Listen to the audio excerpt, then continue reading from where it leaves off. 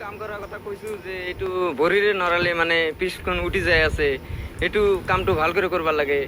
তাকতে এইটো গলে কালা কয় এই একো ক'ব নালাগে, ঘাৰ ধৰি ইফালে লৈ যায়, কয় চেকৰ খোৱা মাৰবি, এইবিলাক কথা। ঠিকাদাৰ এজনে কাম কৰিব দুৰ্নীতি আৰু পাব্লিকে যেতিয়া হেঁচা দিব, বল প্ৰয়োগ কৰিব, কিয় দুৰ্নীতি কৰিছা, তাৰ পিছত সিহঁতে শিখৰ শিলাই মেনেজ কৰিব খোজে পাব্লিকক, যে শিখৰ খাম, শিখৰ শিলাম আহক, ক'ব নালাগে। এইটো কেনেধৰণৰ আছে?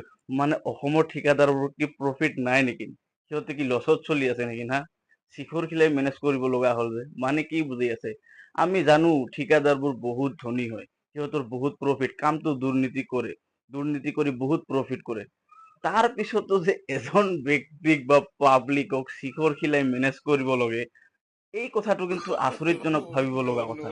শিখৰ শিলাই মেনেজ কৰাটো সিহঁতৰ কি প্ৰফিট নহয় নেকি? সিহঁতৰ প্ৰফিট ক'ত যাই আছে?